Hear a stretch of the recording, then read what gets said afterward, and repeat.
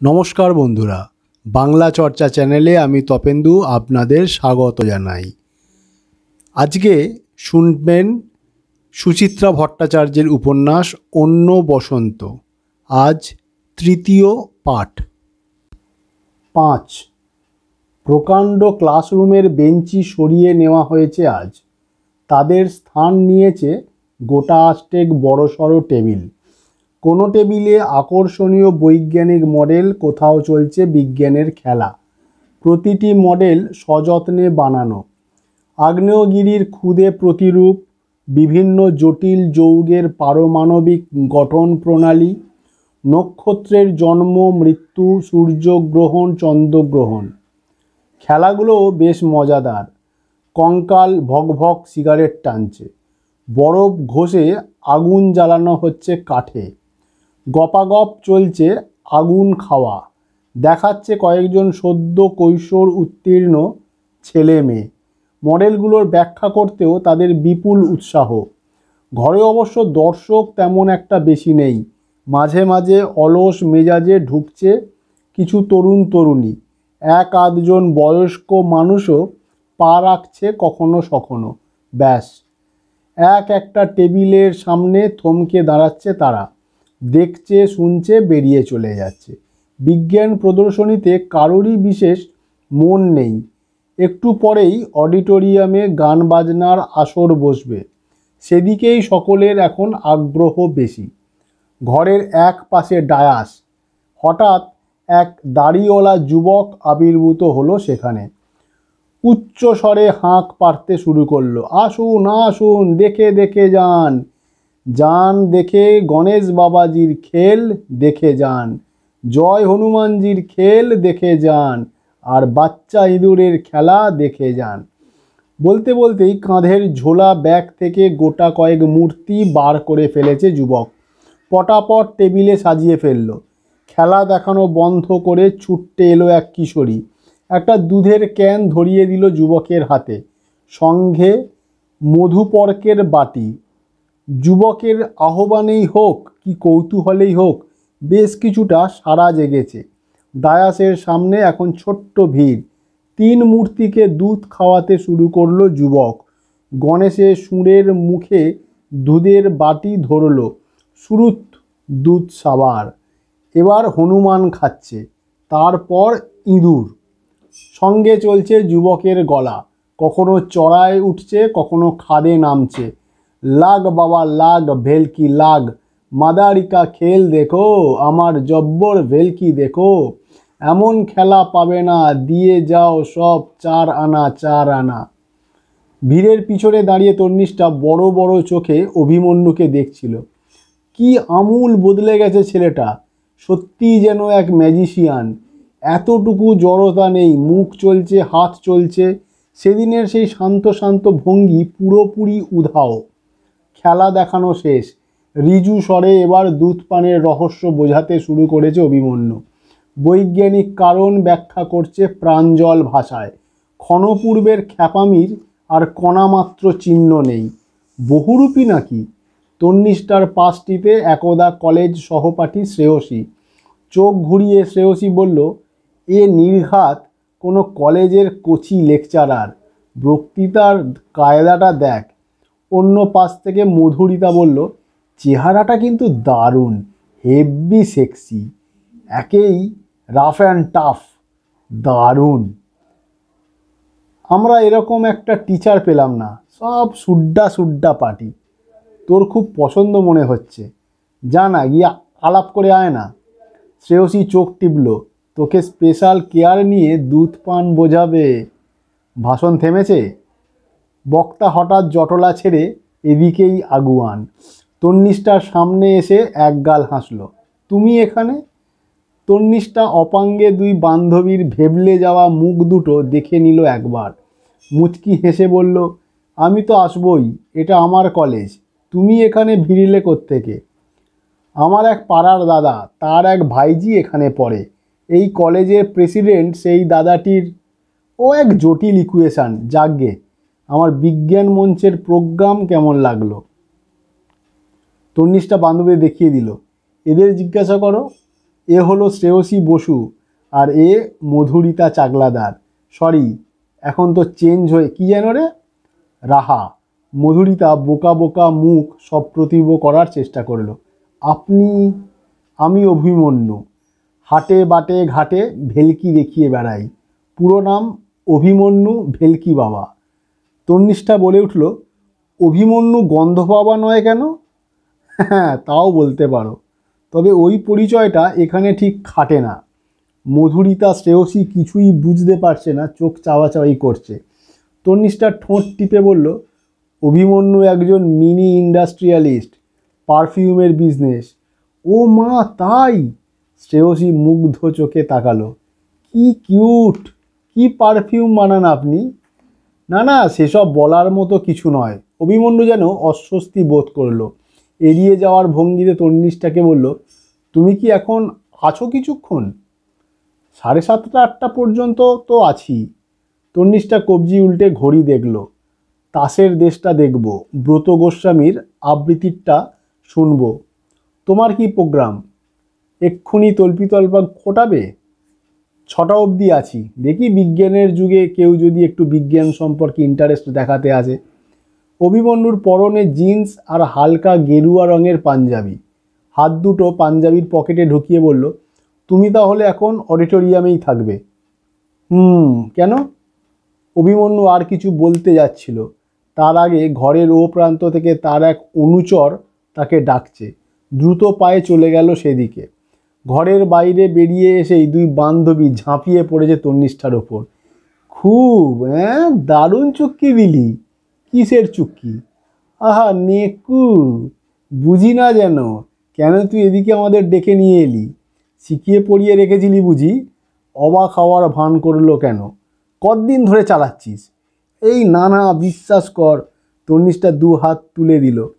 ছেলেটাকে আমি জাস্ট চিনি, ইউনিভার্সিটির ক্লাসমেট। মালবিকার বিয়ে হলো গত মাসে, ওখানেই আলাপ। মালবিকার বরের বন্ধু। ওসব ঢপ তুই অন্যকে দিস। মধুরিতার চোখে ব্যঞ্জনা ফুটে উঠল। আমি এখন ছেলেদের চোখ দেখলে বুঝতে পারি, ওই চোখের ল্যাঙ্গুয়েজই আলাদা।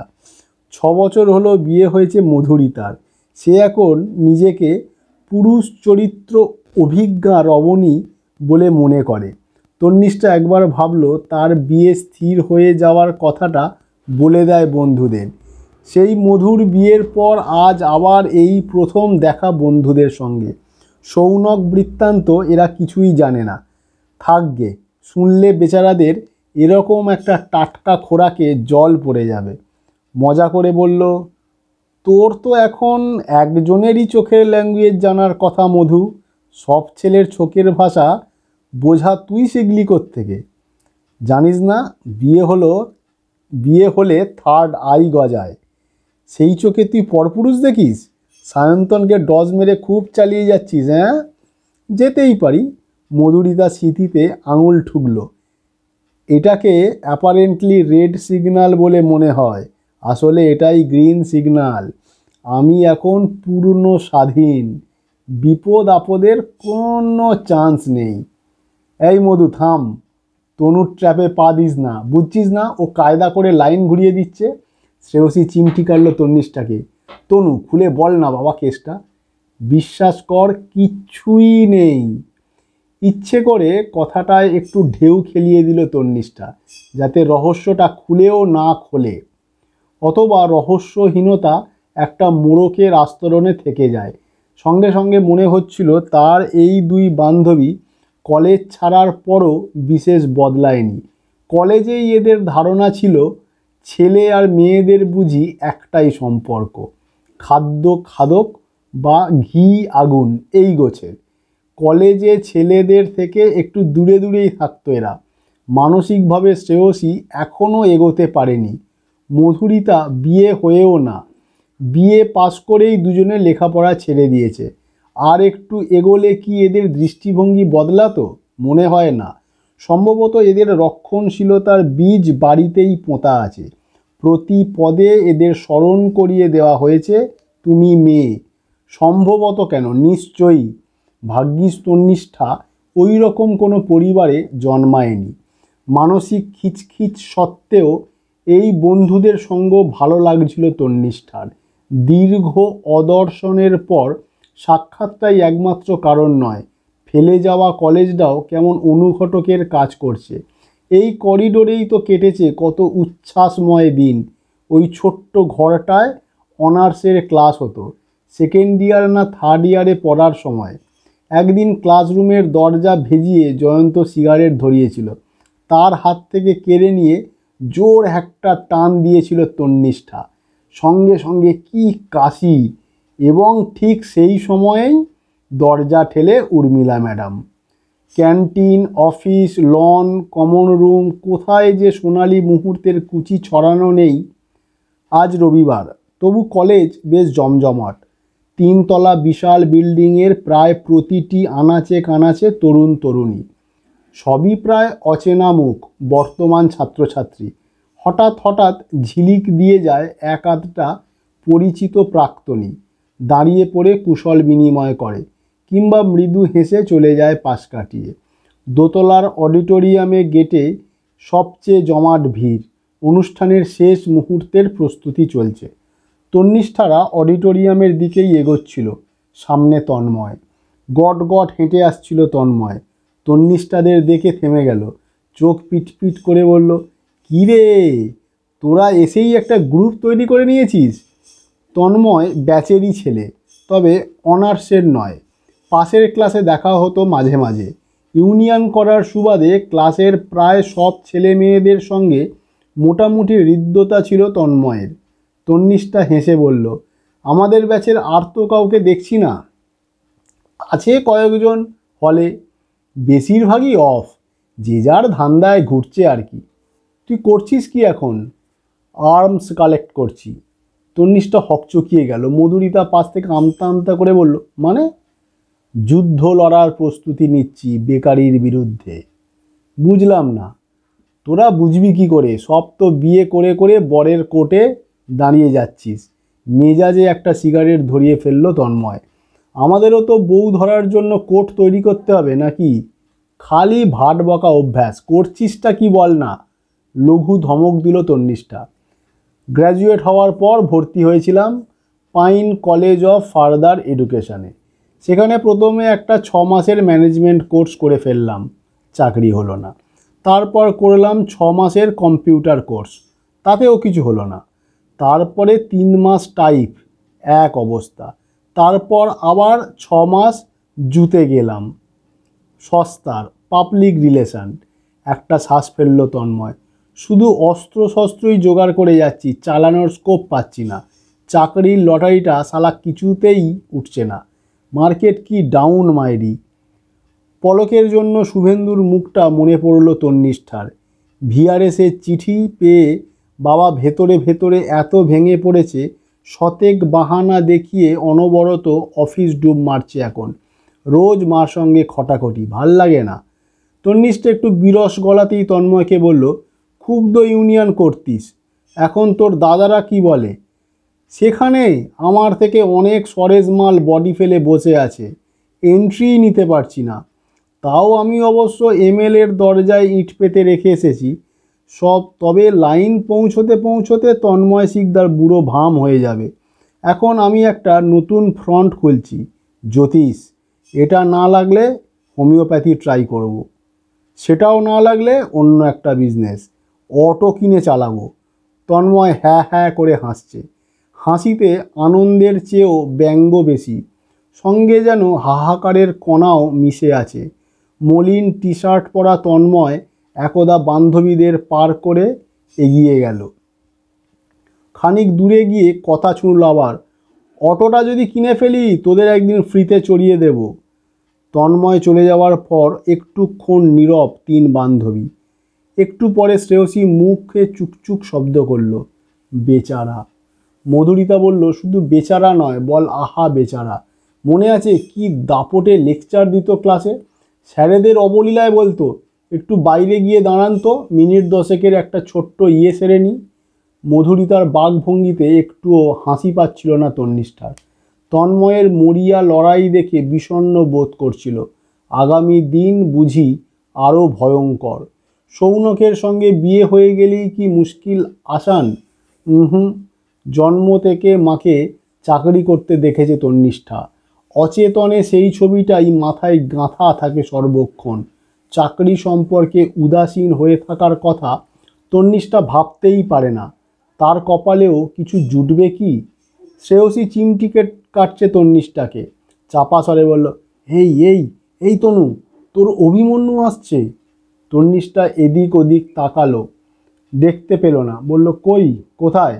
ওই তো করিডোরের এন্ডে, কাকে যেন খুঁজছে, বোধহয় তোকেই। সত্যিই তো, ওই তো অভিমন্যু। তার হাই পাওয়ার চশমা পরা চোখ করিডোরের ছেলেমেয়েদের মাঝে ইতিউতি ঘোরে যেন। তন্নিষ্ঠা ঈষৎ বিরক্ত হলো। বন্ধুদের ভুল ধারণাটাকে সত্যি প্রমাণ করার জন্য এত কেন ব্যস্ত হয়ে পড়েছে অভিমন্যু? ভেবেছিল মুখ ঘুরিয়ে চলে যাবে, তার আগেই অভিমন্যু পৌঁছে গেছে। মুখে দেতো হাসি নেই, বরং যেন গম্ভীর। একটু অসহিষ্ণুভাবেই বলল, তোমাদের কলেজটা তো যাচ্ছে তাই? চোখ সরু করে তাকালো তন্নিষ্ঠা। কেন, কী হলো? সেই দুপুর 12টা থেকে আমার ছেলেমেয়েরা এক টানে শো করে যাচ্ছে, তাদের জন্য সামান্য টিফিনের ব্যবস্থা পর্যন্ত করা হলো না। দুবার কেটলি ঘুরিয়ে নিয়ে চলে গেল, ব্যাস। তন্নিষ্ঠা অপ্রস্তুতের অ্যাক্সেস। ছি, কি উল্টোপাল্টা ভাবছিল। যেন অভিমন্যু কলেজের নয়, তারই ও অতিথি। এমন স্বরে বলল, সে কি মিষ্টি খাবার কিছু দেয়নি? তাহলে আর বলছি কি? ওরা মুখ ফুটে কিছু বলছে না, কিন্তু আমার তো খারাপ লাগছে। তোমাদের ইউনিয়নের পান্ডাকে ধরলাম, সে হচ্ছে পাঠিয়ে দিচ্ছি বলে কোথায় যে হাওয়া হয়ে গেল, তাও তো প্রায় ঘন্টাখানেক। এই দুঃখেই আমি কলকাতার কলেজ টলেজে শো করতে চাই না। রীতিমতো আহত হয়েছে তন্নিষ্ঠা। কলেজের সম্পর্কে দুর্নাম যেন তাকেও বিঁধছে। বলল, তুমি এক সেকেন্ড দাঁড়াও, আমি দেখছি। বলেই ছুটেছে অডিটোরিয়ামে। সেখানে এখন মহা হট্টগোল, স্টেজ সাজানো চলছে। এইমাত্র প্রেসিডেন্ট কাম এমএলএ এসেছেন। তাকে ঘিরে গ্রহমণ্ডলীর মতো ঘুরছেন প্রিন্সিপাল আর কয়েকজন অধ্যাপক। এখানকার ইউনিয়নের ছেলেমেয়েদের আদৌ চেনে না তন্নিষ্ঠা, চেনার কথাও নয়। মরিয়া হয়ে তন্নিষ্ঠা স্টেজে উঠেছে। তাদের ইংলিশ ডিপার্টমেন্টের টিকেজিকে দেখতে পেল তন্নিষ্ঠা। দূর থেকে টিকেজিকে ডাকলো তন্নিষ্ঠা। স্যার। মধ্যবয়সী তরুণ কুমার গুপ্ত ফিরে তাকিয়েছেন। তন্নিষ্ঠা সামনে গিয়ে একটা প্রণাম করলো। চিনতে পারছেন স্যার? আমি তন্নিষ্ঠা দাশগুপ্ত, 92 ব্যাচ। চিনেছি। প্রেসিডেন্ট জগন্নাথ ভৌমিক স্টেজের দিকে এগোচ্ছে। সেদিকে তাকিয়ে থমকালো তরুণ গুপ্ত। মুখে অন্যমনস্ক হাসি টেনে বলল, কি করছো এখন? এবার স্লেটে বসেছি। বাহ বাহ, খুব ভালো। কথাটা বলেই জগন্নাথবাবুকে ধাওয়া করতে যাচ্ছিল তরুণ গুপ্ত। তন্নিষ্ঠা পিছু ডাকলো। স্যার, একটা কথা ছিল। তরুণ গুপ্ত ভ্রু কোঁচকালো। কি? আমার একজন পরিচিত কলেজে সায়েন্স এক্সিবিশন করছে, ওদের এখনও স্ন্যাক্স কিছু দেওয়া হয়নি। তার আমি কি করব? সায়েন্সের বীরেনবাবুকে গিয়ে বলো, উনি এক্সিবিশনের চার্জে আছেন। আমি তো স্যার ঠিক। তাহলে ইউনিয়ন রুমে যাও, ওরাই বোধহয় কুপন টুপন দেবে। বলতে বলতে জগন্নাথবাবুর দিকে ছুটল তরুণ গুপ্ত, প্লুটো থেকে বুধ হওয়ার প্রচেষ্টায়। হেসে হেসে কথা শুরু করে দিয়েছে ভদ্রলোকের সঙ্গে। বিগলিত ভঙ্গিতে হাত কচলাচ্ছে। অপমানিত মুখে অডিটোরিয়াম থেকে বেরিয়ে এলো তন্নিষ্ঠা। রোদ মরে গেছে, ছায়া ঘনাচ্ছে। তন্নিষ্ঠার মন্থর পায়ে ফিরছিল। শ্রেয়সীরা নেই, অভিমন্যু একা দাঁড়িয়ে করিডোরে। তন্নিষ্ঠাকে দেখে অভিমন্যুর ঠোঁটে চোরা হাসি। হলো অ্যারেঞ্জমেন্ট? তন্নিষ্ঠা গুম গুম গলায় বলল, তোমরা কজন আছো? চলো, আমি খাইয়ে দিচ্ছি। হা, তুমি কেন খাওয়াবে? অভিমন্যু ঘড়ি দেখে বলল, যাই, আমি একবার চা খেয়ে আসি, তখনই দোকানে বলে দেব, ওরা একে একে টিফিন করে দিয়ে যাবে। তন্নিষ্ঠা বলে ফেলল, চলো, আমিও যাব। এখন তুমি নামবে? এক্ষুনি তো তোমাদের প্রোগ্রাম স্টার্ট হবে। হোক গে, চলো। অভিমন্যু চোখ ছোট করে দেখছে তন্নিষ্ঠাকে। তন্নিষ্ঠা ঝেঁঝে উঠল। আমি গেলে তোমার কোনো প্রবলেম হবে? অভিমন্যু হেসে ফেলেছে। নিজের কলেজের দোষ খালন করতে চাইছো? সে তুমি যা বোঝো তাই। রাস্তার ওপারে ছোট্ট মতন রেস্টুরেন্ট, চা, কেক, টোস্ট, অমলেট, ঘুগনি, চপ, সিঙ্গারা পাওয়া যায়।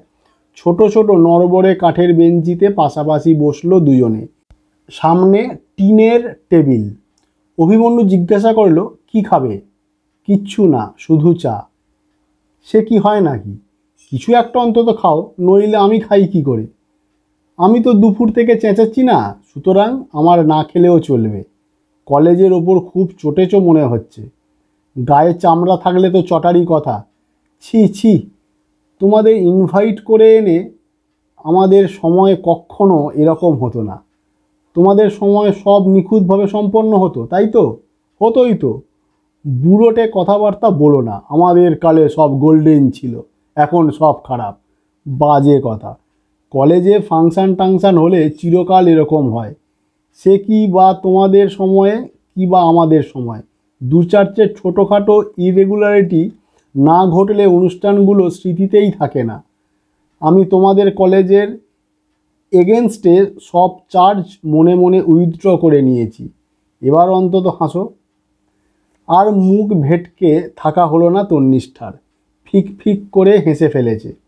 খোঁচা খোঁচা দাড়ি, হাফ প্যান্ট পরা এক বুড়ো মতো লোক জল দিয়ে গেল টেবিলে। তাকে টোস্ট অমলেটের অর্ডার দিল অভিমন্যু। সঙ্গে আরও কটা বানিয়েও রাখতে বলল, ঠোঙায় করে নিয়ে যাবে। সিগারেট ধরিয়েছে একটা।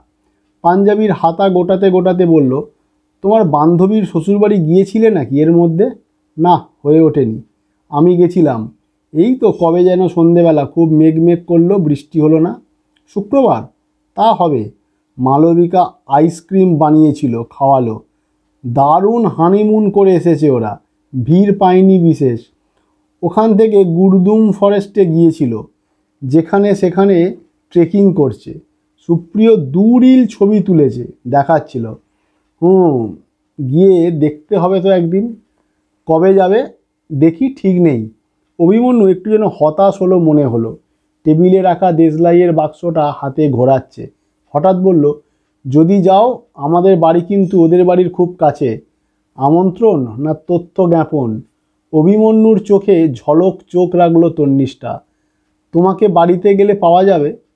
দিনের বেলা ফ্যাক্টরিতে থাকি, সেটাও কাছেই।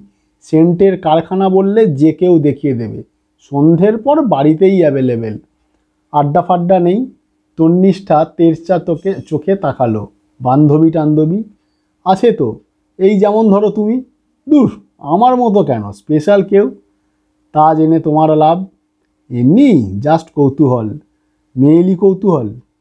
মেয়েলি কৌতূহল? এই বাজে কথা বলা বন্ধ করবে। ছেলেদের কৌতূহল থাকে না? থাকে বই কি, একটু বেশি রকমই থাকে। যেমন এই মুহূর্তে আমার জানতে ইচ্ছা করছে তোমার সৌনক কুমার মানুষটি কেমন। চলতা হ্যায়। তন্নিষ্ঠা ঠোঁট চেপে একটু ভাবল। Smart, handsome, height 5.8, complexion dark brown, চুল স্লাইট কোঁকড়া, চোখ দুটো ব্রাইট, নাকটা একটু। থামো থামো, এ তো নিরুদ্দেশের বিজ্ঞাপন। আমি জিজ্ঞাসা করছি তোমার ইঞ্জিনিয়ার সাহেব। নেচারের কথা বলছো? হাসি খুশি কিন্তু সিরিয়াস, গুছিয়ে কথা বলতে পারে। নিজের মতকে সুন্দর যুক্তি দিয়ে সাজাতে পারে। মেজাজ হারায় না। অভিমন্যু মিটিমিটি হাসছে। এতেও মানুষটাকে বোঝা গেল না। আর কি জানতে চায় অভিমন্যু? সৌনক কেরিয়ার সচেতন, উচ্চাকাঙ্ক্ষী, আবেগের চেয়ে যুক্তিকে বেশি প্রাধান্য দেয়। সৌনকের ভালোবাসা বড্ড তাড়াতাড়ি শরীরই হতে চায়। এই সেদিনও নিউ এম্পায়ারে প্রিটি ওম্যান দেখতে গিয়ে সৌনক। কিন্তু এসব কি গুণ না দোষ? যাই হোক না কেন, তন্নিষ্ঠা এত কথা কেন বলতে যাবে অভিমন্যুকে, তাও এই সামান্য পরিচয়ে? তন্নিষ্ঠা চোখ ঘোরালো। সৌনকের কথা ছাড়ো, তোমার কথা বলো। তুমি মানুষটা কীরকম? যেমন দেখছো। যা দেখছি সেটাই সব নয়। তন্নিষ্ঠা ক্ষণিক জরিপ করলো অভিমন্যুকে। জেরা করার ভঙ্গিতে বলল, এসব খ্যাপামি করে বেড়াও কেন? খ্যাপামি? বাঞ্জারাদের মতো চেঁচাচ্ছ, ঘুরে ঘুরে বিজ্ঞানের খেলা দেখিয়ে বেড়াচ্ছ। বারে, মানুষকে কনসাস করে বেড়াতে হবে না? মানুষ হিসাবে এটা তো আমার কর্তব্য। তাহলে আর ব্যবসা করার দরকার কি? এসব করে বেড়ালেই হয়। অভিমন্যু শব্দ করে হেসে উঠল। ব্যবসা তো করি আমি পেট চালানোর জন্যে, অবশ্য সুগন্ধ তৈরি করাটাও আমার প্যাশান বটে। I have a passion for fragrance. একদিকে বিজ্ঞান মঞ্চ, অন্যদিকে ফ্র্যাগ্রেন্স। তোমার দুটো নেশা কিন্তু মেলে না। অফকোর্স মেলে। মানুষের মন থেকে কুসংস্কার মরে গেলে এক ধরনের সুরভি তৈরি হয়। বাবাও এই ধরনের কি একটা কথা বলে না? একটা ভালো নাটক, একটা ভালো বই কিংবা একটা ভালো সিনেমা মানুষের মনে সুবাস ছড়িয়ে দিতে পারে। টোস্ট অমলেট এসে গেছে, ছেলে মেয়েদের খাবারও তৈরি। বড় একটা প্যাকেটে পুড়ে ফেলেছে রেস্টুরেন্টের লোকটা। অভিমন্যুর নির্দেশে সে ছুটেছে কলেজে। তন্নিষ্ঠা ওমলেটে চামচ চালাতে চালাতে বলল, তুমি কিন্তু একটু পিকিউলিয়ার আছো। তাই কি? কে স্বাভাবিক কে পিকুলিয়ার তার তফাৎ তুমি করতে পারো? চটজলদি জবাব এলো না তন্নিষ্ঠার ঠোঁটে। স্থির চোখে ছেলেটাকে দেখছিল। মাথা নামিয়ে প্লেট টেনেছে অভিমন্যু। বুভুক্ষুর মতো খাচ্ছে গপাগপ, চামচের পরোয়া না করে হাত দিয়েই। একটি কথাও আর বলছে না এখন। সৌনক যত ক্ষুধার্তই হোক কখনো এভাবে খাবে না। ভাবনাটা চমকে দিল তন্নিষ্ঠাকে। আশ্চর্য, সৌনকের সঙ্গে তুলনা কেন এলো? 6 বাসবেন্দ্রর ভরাট কণ্ঠস্বর গম গম করে উঠল। তাহলে আমরা এবার মিটিং শুরু করতে পারি? করাই তো উচিত। নির্মল ঘড়ি দেখল, 6:30 বাজে। অলরেডি আমরা আধ ঘন্টা লেট। আমি অ্যাজেন্ডা পড়ছি, প্লিজ সাইলেন্স। সমীদের ঘর আজ কানায় কানায় পূর্ণ। চেয়ার টুল বেঞ্চিতে স্থান সংকুলান হচ্ছে না। কিছুটা ঠাসাঠাসি করেই বসেছে অনেকে। গ্রুপের মোট সদস্য সংখ্যা 26। আজ 23 জন উপস্থিত। শুভেন্দুদের বয়সী মেম্বার মাত্র 7-8 জন। বাকিরা বেশিরভাগই তরুণের দলে। মহিলাও আছে জনাচারেক, বাসবেন্দ্রর স্ত্রী সমেত। এতক্ষণ ভাঁড়ে ভাঁড়ে চা পান চলছিল, সঙ্গে অল্প বিস্তর অসংলগ্ন আড্ডা। বাসবেন্দ্রর ঘোষণায় এক লহমায় ঘর গুঞ্জনহীন। টেবিল থেকে সমীদের একটা প্যাড হাতে তুলল বাসবেন্দ্র। আমাদের প্রথম অ্যাজেন্ডাম সমীধের আগামী নাটক। 2 সদস্যদের আচরণবিধি সম্পর্কে আলোচনা। 3 বিবিধ। প্রথমটা দিয়েই সভা শুরু হোক। প্রণবেশ শুভেন্দুর পাশের চেয়ারে। হাতের ভাঁড়ে সিগারেট নিভিয়ে সে উঠে দাঁড়ালো। আমি কি প্রথমে বলতে পারি? বলো। প্রণবেশ 2 পকেটে হাত ঢোকালো। কয়েক সেকেন্ড চুপ। বক্তব্য সাজিয়ে নিচ্ছে মনে মনে। তারপর বলল, আলোচনার গোড়াতেই একটা কথা বলে দিতে চাই। আমাদের গ্রুপের বয়স 22 বছর পার হয়ে গেছে। এখনো পর্যন্ত আমরা নামিয়েছি 16টা প্রোডাকশান। প্রথম দিকে 14-15টা বছর আমাদের দল খুব টালমাটাল অবস্থার ভেতর দিয়ে গেছে। তবু আমরা ভেঙে পড়িনি। উইথ নিউ জিল আমরা পরপর নাটক নামিয়ে গিয়েছি, ওই কঠিন সময়েও। গত কয়েক বছরে আমাদের দলের কিছু গুণগত পরিবর্তন হয়েছে। এতদিন পর আমরা ক্রমশ কয়েকটা নাটক মঞ্চস্থ করেছি, যেগুলো দর্শকরা খুব ভালোভাবে নিয়েছে। পরপর 3টে নাটক সাকসেসফুল। এমন দল পশ্চিমবঙ্গে কটা আছে হাতে গুনে বলা যায়। এই 3টে নাটক আমাদের অনেক কিছু দিয়েছে। সমীদ এখন সমস্ত বাংলা ভাষাভাষীদের কাছে এক অতি পরিচিত নাম, যার সুযোগ্য নেতৃত্বে সমীদ আজ এইখানে পৌঁছেছে। দলের প্রত্যেক সদস্যের পক্ষ থেকে তাকে অভিনন্দন না জানালে সেটা অন্যায় করা হবে। নির্মল উসখুস করে উঠল, প্রণবেশ, কাজের কথায় এসো। বাসবেন্দ্র হেলান দিয়ে বসেছিল, চোখ বুজে নড়ে চড়ে উঠল। মৃদু ধমকের সুরে বলল, প্রণবেশ, আমাদের গ্রুপে ব্যক্তি পূজার কোনো স্থান নেই। তুমি জানো আমাদের প্রতিটি সাফল্যই দলের। No individual shall get its credit, এটাই আমাদের ঘোষিত নীতি। প্রণবের সহাস্যে বলল, ওকে ওকে, কাজের কথায় আসি। আমাদের লাস্ট যে 3টে প্রোডাকশান সাকসেসফুল হয়েছে সেগুলোকে যদি আমরা অ্যানালিসিস করি তাহলে কি দেখতে পাবো?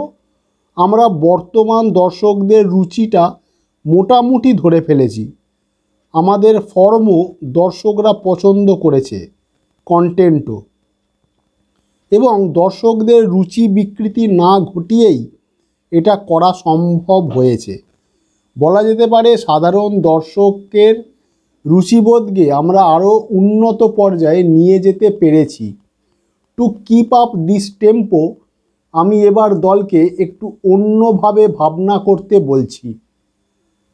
তোমরা কি কেউ দীনেন সেনগুপ্তর রংমশাল উপন্যাসটা পড়েছ?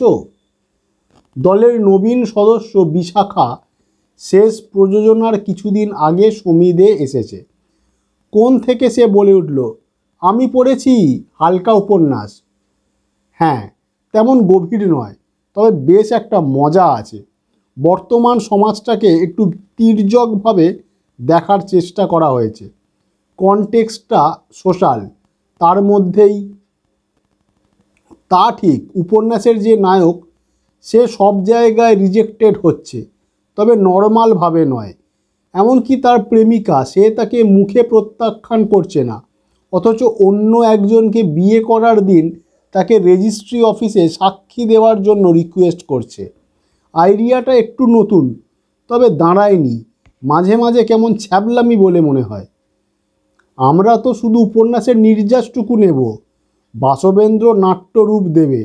ও তো মোটামুটি ঘষে মেজে ঠিক করে নেবেই, যেখানে যেখানে চার্জ আনার স্কোপ আছে আনবে। দরকার হলে এন্ডটাও একটু টুইস্ট করে দিতে পারবে বাসবেন্দ্র। ওই উপন্যাসটাকে ধরেই আমি পরের প্রোডাকশানটা নামানোর কথা ভাবছিলাম। আইডিয়াটা কি খুব খারাপ হবে? বাসবেন্দ্র সোজা হয়ে বসল। আমিও উপন্যাসটা পড়েছি। ওতে উত্তম ড্রামার প্রচুর মাল মশলা আছে। কোন নাটক দর্শকরা নেবে আগে থেকে বলা মুশকিল, তবু মনে হয় রংমশালের বক্স পাওয়ার সম্ভাবনা হাই। প্রণবেশের কথার সময়ে টুকটাক বাক্য বিনিময় চলছিল ঘরের আনাচে কানাচে। বাসবেন্দ্র বক্তব্য রাখার পর আবার হিরণ্ময় নীরবতা। যেন প্রণবেশের ইচ্ছেটায় কর্তৃত্বের শিলমোহর পড়ে গেছে, এমনই বোধ চারিয়ে গেছে সদস্যদের মধ্যে। তরুণ সদস্য দ্বৈপায়ন হঠাৎ বলে উঠল, তাহলে তো কাজ শুরু করে দেওয়াই যায়। বাসবদা, ড্রামাটাইজেশনটা শুরু করে দিন। একটা ডেট ফিক্স করে সকলকে সেটা পড়ে শোনান। বাসবেন্দ্র বলল, দাঁড়াও, তাড়াহুড়ো কিসের? সকলের মতামতটা শুনি, আলোচনা হোক। তৃণাঞ্জন তড়াক করে লাফিয়ে উঠল, আর আলোচনার কি আছে? এ তো সেটেলড হয়ে গেল। বাসবদা যখন বলছেন গল্পটার প্রসপেক্ট আছে, তখন নিশ্চয়ই আছে। শুভেন্দু হতবাক চোখে সকলকে দেখছিল, আর চুপ থাকতে পারল না। বলে ফেলল, কিন্তু একটা কথা তো ভাববার আছে। সমিদের long term tradition original play মঞ্চস্থ করা, বড়জোর 2-4টে অনুবাদ, টু বি এক্স্যাক্ট 4টে অনুবাদ আমরা স্টেজ করেছি। But never never never before একটা উপন্যাসকে আমরা। বাসবেন্দ্র মৃদুস্বরে বলল, উপন্যাস মঞ্চস্থ করায় কি কোনো ক্ষতি আছে সাহেব? নির্মল বলে উঠল, লাভ ক্ষতি তো ব্যবসার কথা বাসবেন্দ্র। উপন্যাসে আমার কোনো ছুতমার্গ নেই। টলস্টয়, রবীন্দ্রনাথ, অদ্বৈত, মল্লবর্মণ, অনেক নাম আছে লিস্টে। And those are successful play. আমাদের যুদ্ধযাত্রা বা অচিনপুরীর চেয়েও অনেক বেশি মঞ্চ সফল। কিন্তু যে উপন্যাসটা করার কথা উঠেছে সেটা কি ওই স্তরে পড়ে? বরং আমি একটা অল্টারনেট প্রপোজাল দিতে পারি। সাহেব দাড়িও 4 একটা নাটক অনেকটা ট্রান্সলেট করে ফেলেছে, তুমি বোধহয় জানো। Why can't we proceed with that one? 4 নাটক আমরা আগে করিনি, এটা একটা স্বাদ বদলানো হবে। প্লাস 4 স্যাটায়ার বর্তমান দিনে অনেক বেশি প্রাসঙ্গিক, অন্তত আমাদের দেশে। হাসি মজা গান মিলিয়ে ও নাটক জমেও যেতে পারে হয়তো। বাসবেন্দ্র সিগারেট ধরালো। কিন্তু দর্শকরা এখন যখন সমীদের নাটক দেখতে আসে তখন একটা বিশেষ প্রত্যাশা নিয়ে আসে, সেটা তো ফুলফিল করতে পারবো না। সঙ্গে সঙ্গে প্রণবেশও বলে উঠেছে, সুতরাং আমাদের ওই এক্সপেরিমেন্টেশনে না যাওয়াই ভালো। স্ট্রেঞ্জ, এখন সমীদের কোমরের জোর হয়েছে, এখনই তো পরীক্ষা নিরীক্ষা চালানোর সময়। আমরা স্টেট থেকে গ্রান্ট পেয়েছি, সেন্ট্রাল থেকে গ্রান্ট পেয়েছি, ওয়ার্কশপ চালাচ্ছি, সেমিনার করছি। নতুন নতুন ছেলেমেয়েরা আমাদের কাছে নতুন থট এক্সপেক্ট করে, সেখানে আমরা আবার ট্র্যাডিশনাল সোশ্যাল স্টোরিতে ফিরে যাব? I beg to differ. Basabendra, তুমি আমার নোট অফ ডিসেন্ট লিখে রাখো। কে যেন চাপা স্বরে মন্তব্য ছুঁড়ল, ওভাবে কি সাহেবদাকে প্রমোট করা যাবে? কে কে বলল কথাটা? ঘরে কবরখানার নৈশব্দ। নির্মল তেতো হেসে বলল, যে কথাটা উচ্চারণ করলো তার জেনে রাখা দরকার। আমাদের দলে মতামত প্রকাশের স্বাধীনতা আছে। কাউকে ব্যক্তিগত আক্রমণ না করে সে স্বচ্ছন্দে তার বক্তব্য রাখতে পারে। এবারও কোনো উত্তর নেই। নির্মল হা হা হেসে উঠল। হাসতে হাসতে বলল, বাসবেন্দ্র, আমাদের গ্রুপ কি ভেড়ায় ভরে গেল? উইথড্র উইথড্র, সুজিত চেঁচিয়ে উঠেছে। আপনার কোনো রাইট নেই আমাদের ইনসাল্ট করার। আরও 2-3টে দিক থেকে উত্তেজিত কণ্ঠস্বর শোনা গেল। ভাষা খুব শ্রুতিসুখকর নয়, মন্তব্যগুলো রীতিমতো হৃদয় বিদারক। মোদ্দা অভিমত একটাই, নির্মলকে ক্ষমা চাইতে হবে। নির্মল এতটুকু নুইতে রাজি নয়। সে চেঁচামেচিকে আমলই দিচ্ছে না। হট্টগোল ক্রমশ চড়ছিল। বাসবেন্দ্র মন্ত্র বলে সকলকে শান্ত করে ফেলল। গম গমে গলায় বলল, নির্মল তো এক্সাইটেড হতেই পারে। সাহেবের সম্পর্কে ওরকম সুইপিং রিমার্ক করা মোটেই ঠিক হয়নি। সাহেব আমাদের কতদিনের পুরনো কমরেড, কতকাল আমরা এক পথে হাঁটছি। সাহেবের 3-3টে অনুবাদ তো আমরা করেওছি, সেগুলো হয়তো তখন চলেনি, কিন্তু তা বলে তো সাহেব খাটো হয়ে যায় না। হয়তো এবার না করলাম, নেক্সট বারই আমরা সাহেবের লেখার কিছু একটা নিয়ে। নির্মল বাঁকা চোখে তাকালো।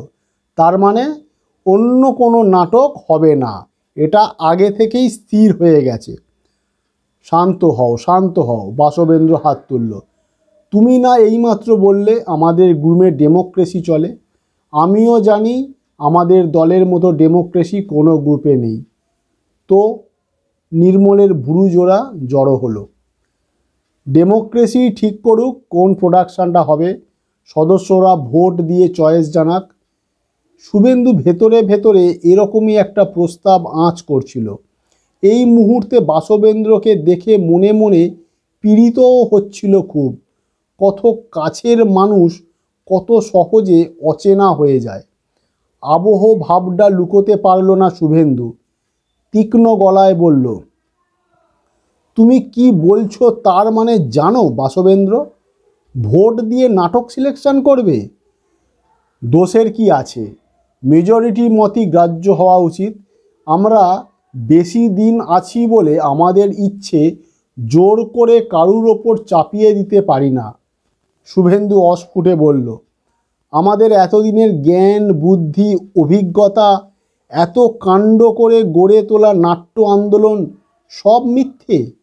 সত্যি শুধু ভোট, এবং সেই ভোট যেটা আগে থেকে ম্যানুপুলেট করা আছে।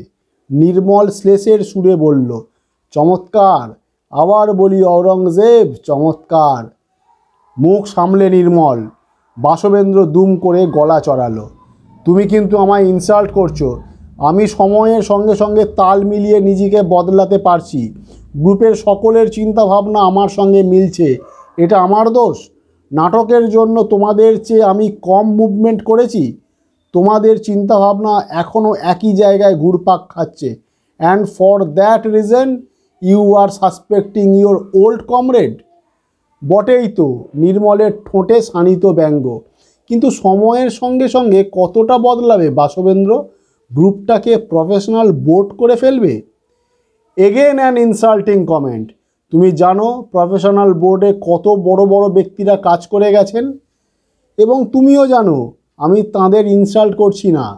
আই ডু রেসপেক্ট দেম, কিন্তু আমাদের পথ আলাদা। এন্টারটেনমেন্টকে তারা এক চোখে দেখেছেন, আমরা আর এক চোখে। আমাদের একটা ইজম ছিল, আমরা নাটকের মধ্যে দিয়ে কোথাও একটা পৌঁছতে চেয়েছিলাম। সেই গোলটা বক্স অফিস নয়, আমাদের নিজস্ব কিছু বলার আছে, সেটা দর্শকদের সামনে তুলে ধরার আছে। মানে আর কি, মুক্তাঙ্গন, যোগেশ মাইম কিংবা বয়েজ ওন হলের কাউন্টারে বসে বসে মাছি তাড়ানো, তাই তো? সুজিত টুকুস টিপ্পনি কেটে উঠল। তখন বছরে কটা কলশো করতেন নির্মলদা? ব্যাটালিয়ান একেবারে ফিট। এবার মেজরিটি যদি পতির কোলে সতী চায় তাই করবে তো বাসবেন্দ্র? নির্মলের গলাও চড়ে গেছে। আবার গোলমাল শুরু হয়ে গেল। একসঙ্গে অনেকে উঠে এসেছে বাসবেন্দ্রর টেবিলের সামনে, চেঁচাচ্ছে উত্তেজিত মুখে। বাসবেন্দ্রর মুখ লাল, চোয়ালে চোয়াল ঘষে চুপ করতে বলছে সকলকে। তার মুখ দেখে কিন্তু স্পষ্ট বোঝা যায় এই মুহূর্তে সভাটা যে নিয়ন্ত্রণহীন, এটাই তার অভিপ্রেত ছিল। নির্মল ব্যাগ কাঁধে উঠে দাঁড়িয়েছে, তারও দৃষ্টিতে আগুন। ফুটন্ত গলায় বলল, বাসবেন্দ্র চলি তাহলে, তুমি তোমার নিজস্ব বাহিনী নিয়ে গ্রুপ চালাও। শুভেন্দু কি করবে ভেবে পাচ্ছিল না। মস্তিষ্কের একটি কোষও যেন কাজ করছে না এখন। এই তার নাট্যজগৎ, তার ত্রিভুবন। এর জন্য সে ঘর, সংসার, চাকরি সব উপেক্ষা করেছে, ঢেলে দিয়েছে সমস্ত উদ্যম। নির্মলের ডাকে হুঁশ ফিরল। ঘর ছাড়ার আগে নির্মল সামনে এসে কাঁধে হাত রেখেছে। কি সাহেব, তুমি কি এখনো বসে থাকবে? সম্মোহিতের মতো উঠে পড়ল শুভেন্দু। বেরিয়ে রাস্তাতেও পৌঁছয়নি, মেয়েলি ডাকে ঘুরে তাকিয়েছে। তাপসী, বাসবেন্দ্রর স্ত্রী। অন্যান্য মিটিংয়ে কিছু না কিছু বলে তাপসী, আজ সারাক্ষণ চুপ করেছিল। নির্মল গোমরা মুখে বলল, তোমার আবার কি দরকার পড়লো আমাদের? তোমরা কি সত্যি সত্যি চলে যাচ্ছ নির্মলদা? নয়তো কি ঘাড় ধাক্কা খাওয়া পর্যন্ত অপেক্ষা করা উচিত ছিল? ফর্সা মধ্যবয়স্ক তাপসীর মুখমণ্ডলে ছায়া, অনুচ্চ স্বরে বলল, তোমরা কিছু বেঠিক বলনি। আমাদের আগের নাটক কটা তাও যুক্তিবুদ্ধির ভেতরে ছিল, সামান্য হলেও তাতে মেসেজ ছিল কিছু। কিন্তু দিস ইজ টু মাচ। ওই রংমশাল উপন্যাস আমি পড়েছি, নেহাতি বাজার চলতি নভেল, ট্র্যাশ। সমিতকে নিয়ে অলরেডি কানাকানি শুরু হয়ে গেছে। রংমশাল নামালে অনেকেই ছিছি করবে। কিন্তু প্রবলেমটা কি হয়েছে জানো? বাসবেন্দ্রর মাথায় ঢুকে গেছে গ্রুপটাকে আরও বড় করতে হবে। একটা বিশাল ছাতার মতো প্রতিষ্ঠান হবে সমিত। ভালোই তো, তোমরা ছাতার নিচে টইলে। ঠাট্টা করছো? স্ট্রিট লাইটের আলো কৌণিকভাবে ছুঁয়ে যাচ্ছে তাপসীকে, তার মুখের কিছুটা আলোয় কিছুটা অন্ধকারে। আর একটু এগিয়ে এলো তাপসী, ছোট্ট শ্বাস ফেলে বলল, বাসবেন্দ্রকে আমি অনেক বুঝিয়েছি নির্মলদা।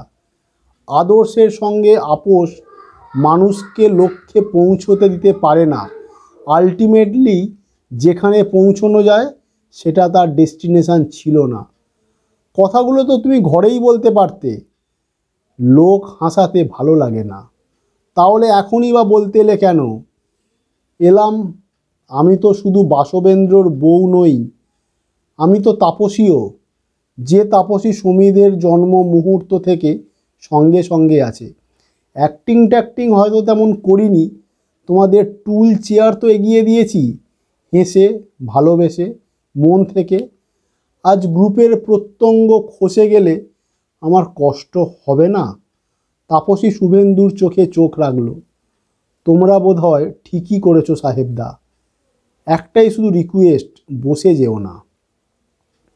তাপসী ফিরে যাচ্ছে শিথিল অন্যমনস্ক পায়ে, মলিন আবছায়া মারিয়ে। একটুক্ষণ নিশ্চল দাঁড়িয়ে রইল দরজায়, ঢুকে গেল। নির্মল শুভেন্দু হাঁটা শুরু করেছে। খানিকটা গিয়ে নির্মল ঝেঁঝে উঠল। ন্যাকামোটা দেখলে? শুভেন্দু বলল। ন্যাকামি বলছো কেন? তাপসী তো সত্যিই নিজের ফিলিংটা জানিয়ে গেল। Don't talk rubbish. তুমি বিশ্বাস করতে বলো তাপসী জানতো না আজ এই সাজানো নাটকটা অভিনীত হবে, যার লাস্ট সিন আমাদের এক্সিট। তাপসী জাস্ট বাসবেন্দ্রর হয়ে আমাদের প্যাসিফাই করতে এসেছিল। বাসবেন্দ্ররই শেখানো পড়ানো কথা। নাও তো হতে পারে। কেন তাপসীকে আমরা অবিশ্বাস করব? তুমি আর বদলাবে না সাহেব। সব কিছু সাদা চোখে দেখা এবার ছাড়ো। আজকের টোটাল প্যান্ডেমোনিয়ামটার কারণ কিছু আন্দাজ করতে পেরেছো? হ্যাঁ, ওরা 4 নাটক করতে চায় না, ওরা কমার্শিয়াল হয়ে গেছে। কাঁচকলা বুঝেছো? নির্মল জোরে জোরে মাথা নাড়ল। ওটাকে ইস্যু করেছিল বটে, কিন্তু ওটাই মেন নয়। সেকেন্ড অ্যাজেন্ডামটা কী ছিল মনে আছে? সদস্যদের আচরণবিধি পর্যালোচনা। ওটা আমি জোর করে ঢুকিয়েছিলাম বাসবেন্দ্রর ইচ্ছের বিরুদ্ধে। বাসবেন্দ্র ভালো মতো জানে ওই প্রসঙ্গটা উঠলে নিজেকেই ওর ডিফেন্ড করার জায়গা থাকবে না। ইয়াং ছেলে মেয়েগুলো টিভিতে চান্স পাওয়ার জন্য সারাক্ষণ স্টুডিও পাড়ায় ঘোরাঘুরি করছে, রিহার্সাল স্কিপ করে যাচ্ছে। বাসবেন্দ্র ওদের কিচ্ছুটি বলতে পারে না। কোন মুখে অ্যাজেন্ডামটা তুলবে বাসবেন্দ্র? হ্যাঁ, শুভেন্দু শুকনো হাসল। এখন আমরা আউট হয়ে গেলাম, সবাই এখন মুক্ত বিহঙ্গ। সবচেয়ে বড় আয়রনিটা দেখলে? যে বাসবেন্দ্র একদিন ভোটের রাজনীতিতে বিশ্বাস করতো না, সে এখন নিজের দলে ভোট চালু করতে চায়। শুভেন্দু বিড়বিড় করে বলল, দোষটা হয়তো আমাদেরই। একটু একটু করে ক্ষমতা বাড়ছিল বাসবেন্দ্রর। যেখানেই ছুটতে হোক, যাকেই মিট করতে হোক, বাসবেন্দ্র আছে। দেখেও তো আমরা চোখ বুজে থেকেছি।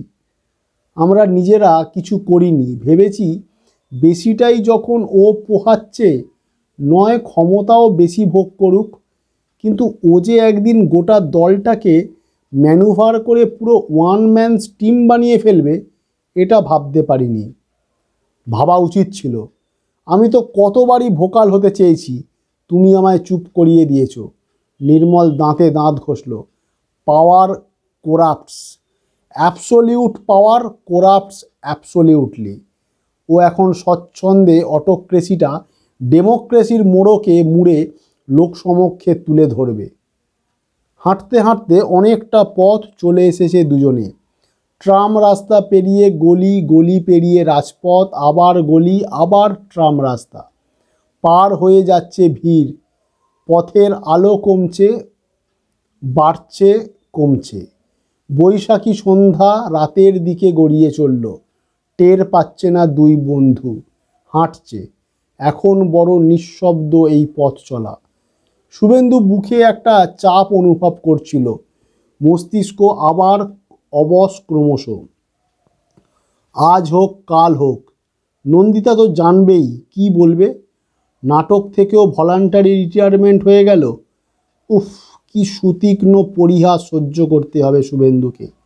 নিজের আয়নাতেই বা কোন মুখ দেখতে পাবে শুভেন্দু? একজন সম্পূর্ণ পরাজিত, বিতাড়িত মানুষ, একটা ক্ষয়ে যাওয়া আত্মা। বেঁচে থাকাটাই কি অর্থহীন এখন? উপায় একটা আছে, নিঃশর্তে নন্দিতার পাদপদ্মে আত্মসমর্পণ করা।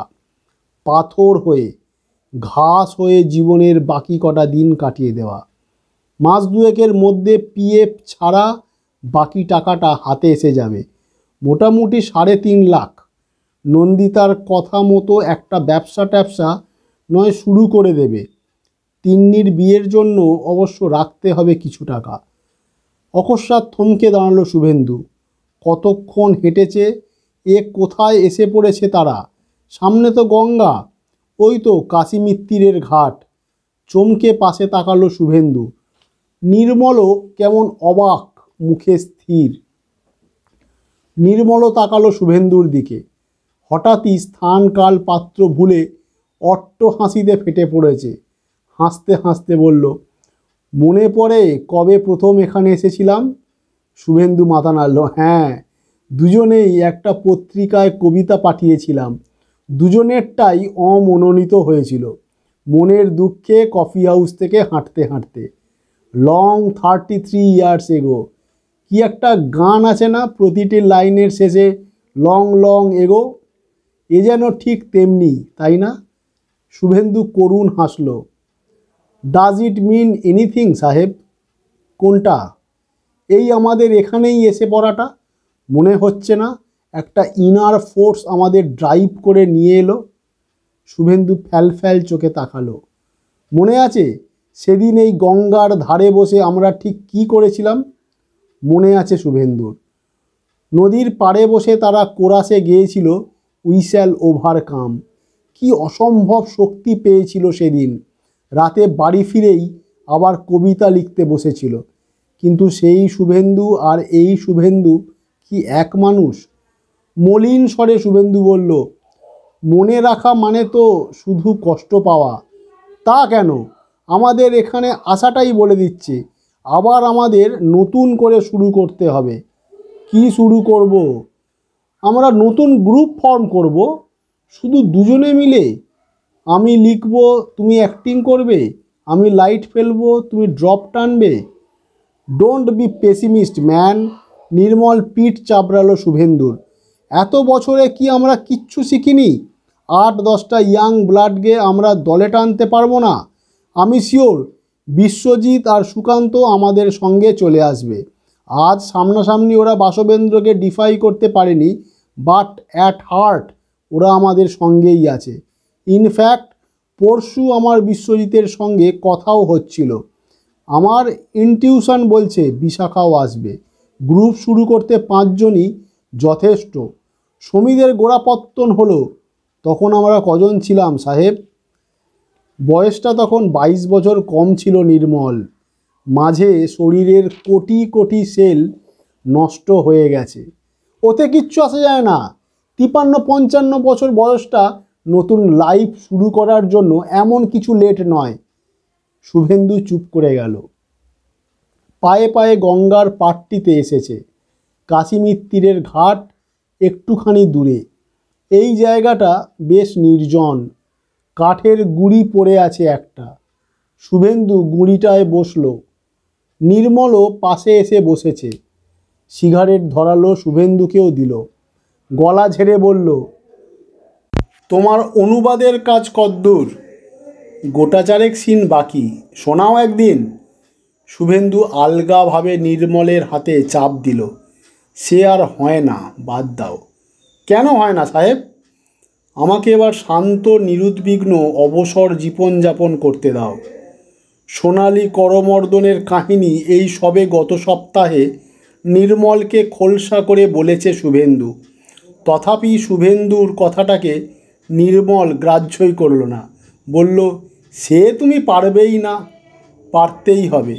নন্দিতাকে সুখী তো করতে পারলাম না, এবার অন্তত একটু স্বস্তি দিই। কেন এত ভেঙে পড়ছো বলো তো? বুঝতে পারছো না তোমার এখনও অনেক কিছু দেওয়ার আছে, করার আছে। কথায় বলে লাইফ বিগিনস অ্যাট 40। তার মানে তুমি এখনও কৈশোর পেরোওনি। তুমি দেখি একদম আমার তিন্নির মতো কথা বলছো। স্বাভাবিক, আমার মনের বয়স এখনও যে তিন্নির বয়সের থেকে কম। নির্মল হাসছে। হাসতে হাসতেই শুভেন্দুর পিঠে হাত রাখলো আবার। কি সাহেব, আমরা তাহলে নতুন দল গড়ছি? শুভেন্দু হ্যাঁ না কিছুই বলল না। থেকে থেকে বুকের মধ্যে রক্তের কল্লোল জাগছে। আবার হঠাৎই কেঁপে কেঁপে উঠছে হাঁটু। নদীর ওপারটায় আলো, এপারেও। মাঝখানে তরল আধার। ভাটা চলছে। ঠেলে ঠেলে উজান স্রোতে নৌকো বাইছে এক মাঝি। আলো ঝলমল একটা লঞ্চ চলে গেল। ঢেউয়ে নৌকো টলমল। সিলুয়েট নৌকা আবার এগোচ্ছে ধীরে ধীরে দুলতে দুলতে। শুভেন্দু দোদুল্যমান নৌকাটাকে দেখছিল নিষ্পলক চোখে।